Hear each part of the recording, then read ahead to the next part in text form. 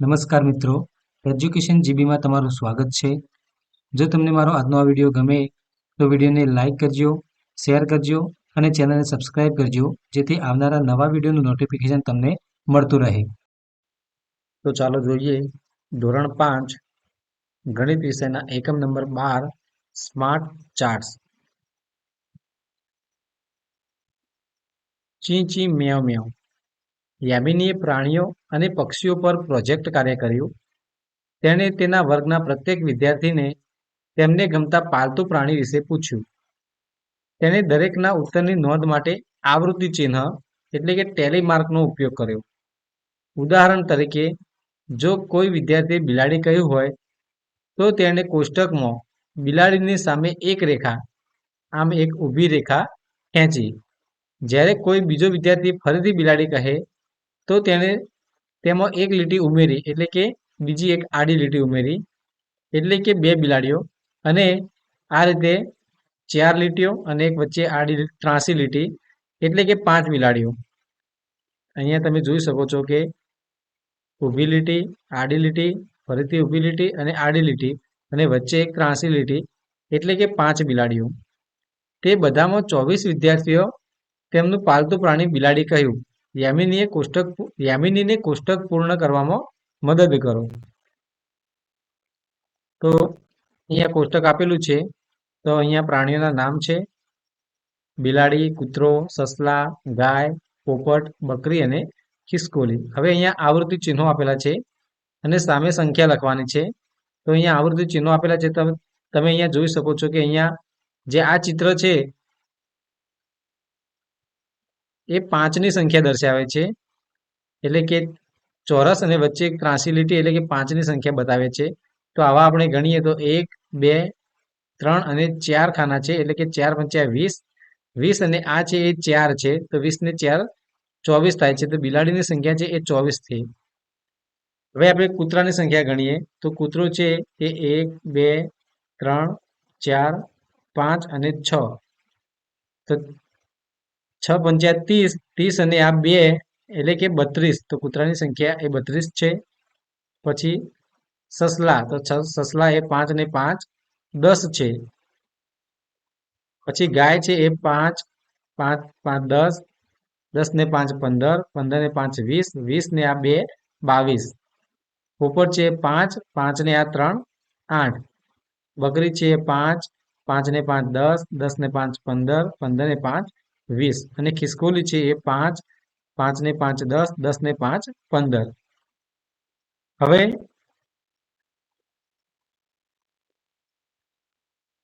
નીચે જોઈએ તો કોષ્ટકમાં આવૃત્તિ ચિહ્નો જુઓ અને દરેક પ્રાણીની સામે મળતી કુલ સંખ્યા લખો. તો આપણે અહીંયા દરેક પ્રાણીની સામે સંખ્યા લખી છે. યામિનીએ કુલ કેટલા વિદ્યાર્થીઓ સાથે વાત કરી? તો જે અહીંયા સંખ્યા આવી છે એ વિદ્યાર્થીઓના જવાબો છે. તો આ બધાનો આપણે સરવાળો કરીએ તો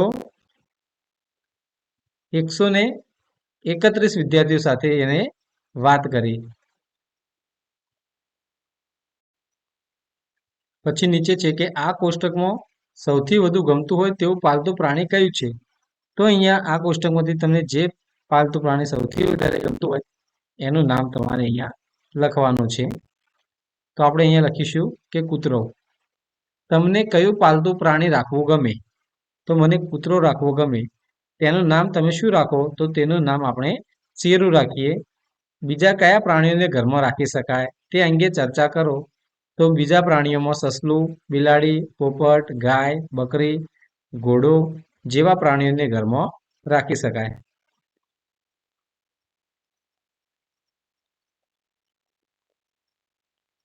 હવે અહીંયા એક ચિત્ર આપેલું છે. હવે લખેલું છે કે રસ્તા પર આવૃત્તિ ચિહ્નો બનાવો. સુમિતાએ અડધા કલાક સુધી રસ્તાની એક બાજુએ ઊભા રહીને રસ્તા પરથી પસાર થતા વાહનોની સંખ્યા ગણી. તેણે દરેક વાહન માટે આવૃત્તિ ચિહ્ન બનાવ્યું. આથી તેને દરેક પ્રકારના વાહનોની ગણતરી ઝડપથી કરવામાં મદદ મળી.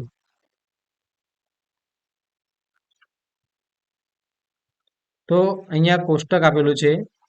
તો અહીંયા વાહનોના નામ અને સામે આવૃત્તિ ચિહ્નો કર્યા છે. તો આપણે એની સંખ્યા અહીંયા લખવાની છે. તો સાયકલ છે એ અહીંયા 5, 5 ને 5 10, 10 ને 5 15, 15 ને 5 20, 20 ને 5 25, 25 પછી 26, 27 અને 28. તો સાયકલની સંખ્યા છે એ 28 છે. પછી કાર, તો કાર છે એ 5, 5 ને 5 10, 10 ને 2 12 છે. રિક્ષા છે એ 5, 5 ને 5 10, 10 ને 5 15, 15 ને 3 18 છે.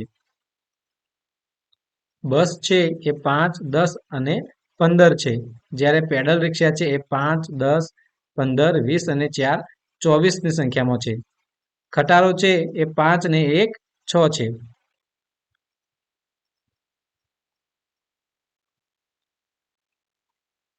હવે દરેક પ્રકારના વાહનોની સંખ્યા કોષ્ટકમાં લખો. તો આપણે અહીંયા દરેક પ્રકારના જે વાહનો છે એની સંખ્યા આપણે અહીંયા કોષ્ટકમાં લખેલી છે.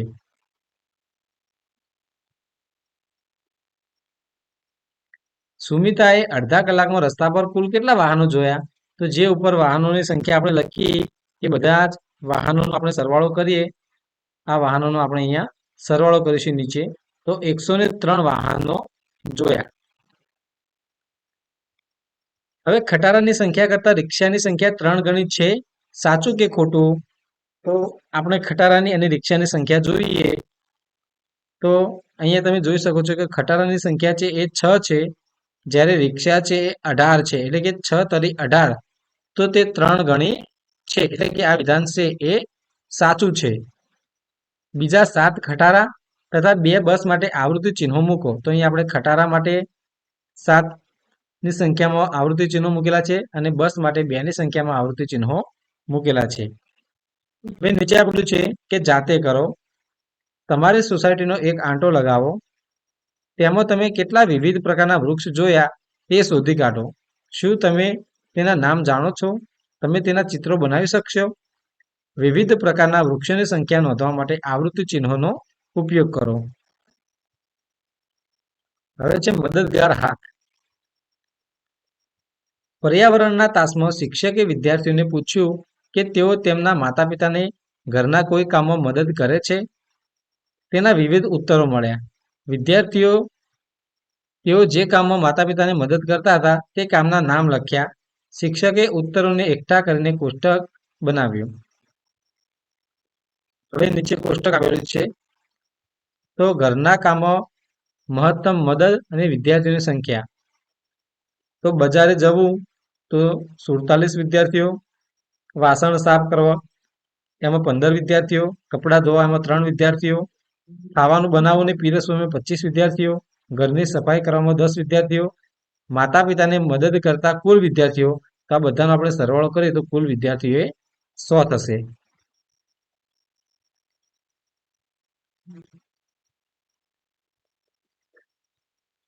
હવે તમે કોષ્ટકમાં આપેલી સંખ્યાને બતાવવા માટે વર્તુળ આલેખ એટલે કે પાઈ ચાર્ટ ભરી શકો છો. તો અહીંયા નીચે વર્તુળ આલેખ આપેલો છે.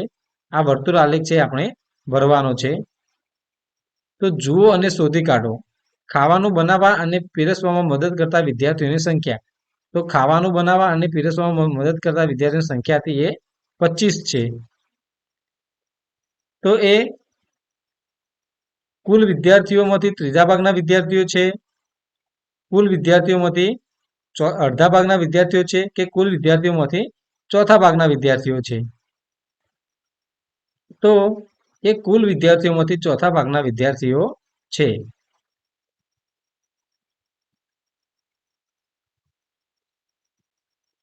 કુલ વિદ્યાર્થીઓમાંથી ચોથા ભાગના વિદ્યાર્થીઓ.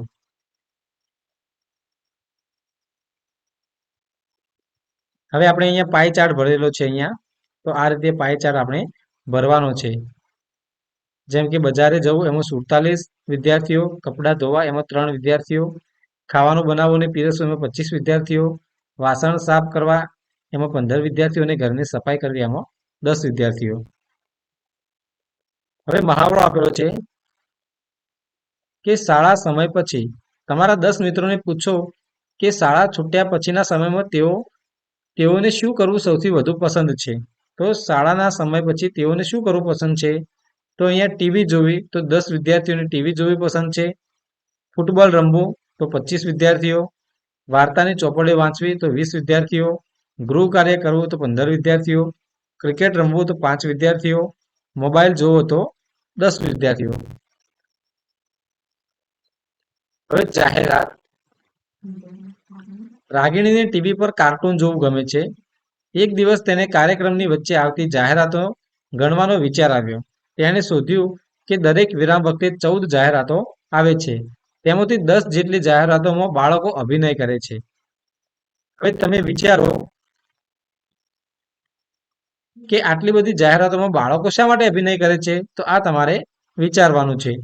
પછી બીજું છે કે કાર્યક્રમ દરમિયાન આવતા ટૂંકા વિરામ વખતે આવતી જાહેરાતોની સંખ્યા કરવા માટે આવૃત્તિ ચિહ્નોનો ઉપયોગ કરો. તો તમારે એ જાહેરાતોને ગણવા માટે આવૃત્તિ ચિહ્નોનો ઉપયોગ કરવાનો છે. હવે સમાચાર દરમિયાન જાહેરાતો આવે છે તો જાતે કરો. હવે પછી જ્યારે તમે તમારો મનગમતો ટીવી કાર્યક્રમ જુઓ ત્યારે દરેક વિરામ વખતે આવતી જાહેરાતોની સંખ્યા ગણો. તે માટે આવૃત્તિ ચિહ્નોનો ઉપયોગ કરો. જ્યારે તમે કોઈ જાહેરાતમાં બાળકને અભિનય કરતા જુઓ તો આવૃત્તિ ચિહ્નની નીચે એક ટપકું મૂકો. તમારા ઉત્તરને તમારા મિત્રના ઉત્તર સાથે સરખાવો. શું તમને ભિન્ન ઉત્તરો મળે છે? આ પ્રવૃત્તિ પણ તમારે કરવાની છે. હવે છે ગરમ અને ઠંડુ. શું તમે ટીવી પર કે સમાચાર પત્રમાં હવામાન અંગેનો અહેવાલ જોયો છે? અહીં 2 લંબા લેખ આપેલા છે.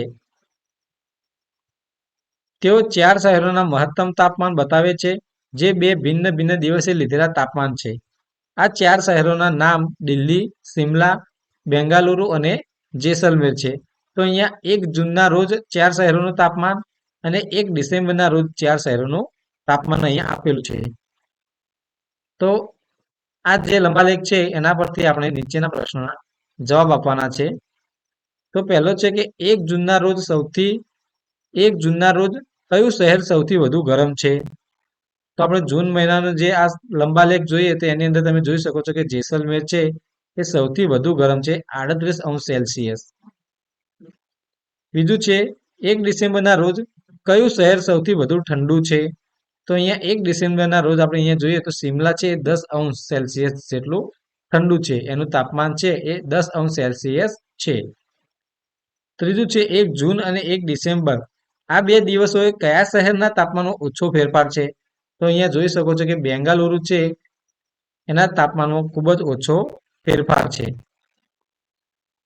હવે છે કે જાતે કરો. કોઈ પણ એક દિવસે કોઈ પણ 3 શહેરો પસંદ કરીને ટીવી કે સમાચાર પત્ર પરથી તે શહેરોના તાપમાન નોંધો. તમારી નોટબુકમાં લંબા લેખ બનાવો અને તે વિશે તમારા મિત્રને કેટલાક પ્રશ્નો પૂછો. જુઓ કે તેઓ તમારા ચાર્ટને સમજી શકે છે. તો આ પ્રવૃત્તિ તમારે કરવાની છે. હવે આપ્યું છે કે ઓસ્ટ્રેલિયામાં સસલા. અગાઉના સમયમાં ઓસ્ટ્રેલિયામાં સસલા ન હતા. વર્ષ 1780ની આસપાસ ઓસ્ટ્રેલિયામાં સસલા લાવવામાં આવ્યા. તે સમયે આ સસલાઓનું ભક્ષણ કરે તેવા કોઈ પ્રાણીઓ ઓસ્ટ્રેલિયામાં ન હતા. આથી સસલાઓની સંખ્યા ખૂબ જ ઝડપથી વધવા લાગી. કલ્પના કરો કે તેઓએ પાકની શી હાલત કરી હશે? તો નીચેનું કોષ્ટક એ પ્રતિ વર્ષ સસલાઓની સંખ્યા કેટલી ઝડપથી વધી તે બતાવે છે. તો આપણે અહીંયા જોઈએ તો સમય છે અને અહીંયા સામે સસલાઓની સંખ્યા છે. તો શરૂઆતમાં 10 સસલા હતા. પછી એક વર્ષે એ સસલાઓની સંખ્યા 18 થઈ. એટલે કે બમણા કરતા -2 એટલે કે 2 ઓછા એટલે કે 10ના બમણા 20 થાય એમાંથી 2 ઓછા એટલે 18 થયા. બીજા વર્ષે એ 32 થયા એટલે કે 18ના બમણા એ 36 થાય અને એનાથી 4 ઓછા થયા એટલે 32 થયા. ત્રીજા વર્ષે એ બમણા કરતા 6 ઓછા એટલે કે 32ના બમણા 64 થાય એના કરતી 6 ઓછા એટલે 58 થયા. ચોથા વર્ષે એ બમણા કરતા 8 ઓછા થયા એટલે કે 58ના બમણા 116 થાય પણ એમાંથી 8 ઓછા એટલે 108 થયા.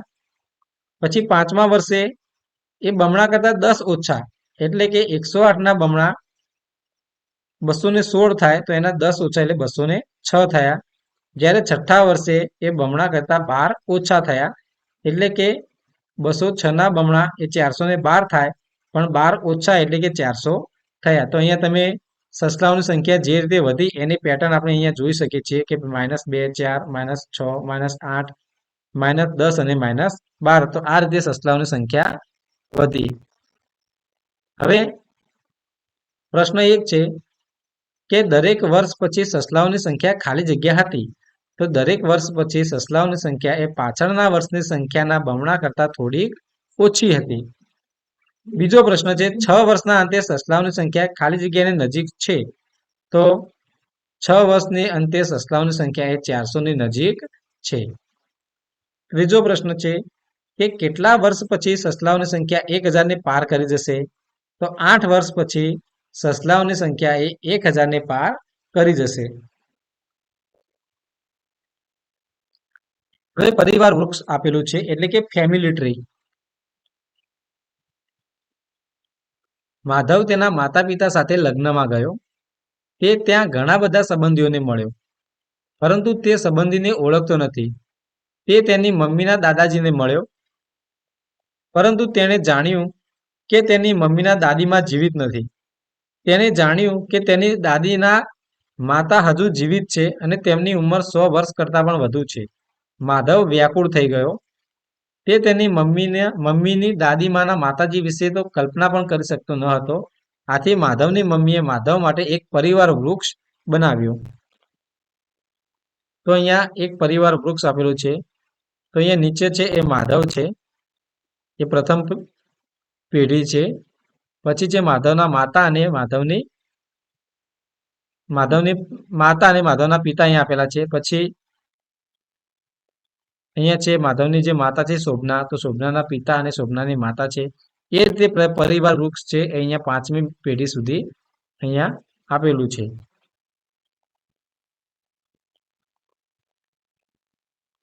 તો માધવની માતાએ માધવને આ ચિત્ર દ્વારા તેના પરિવાર વિશે સમજવામાં મદદ કરી. તમે પણ તમારી અગાઉની પેઢી વિશે જાણીને પરિવાર વૃક્ષ બનાવી શકો છો. નીચેના પ્રશ્નોના ઉત્તર આપો. તો શોભનાને કુલ કેટલા નાના નાની છે, તો શોભનાને કુલ 6 નાના નાની છે.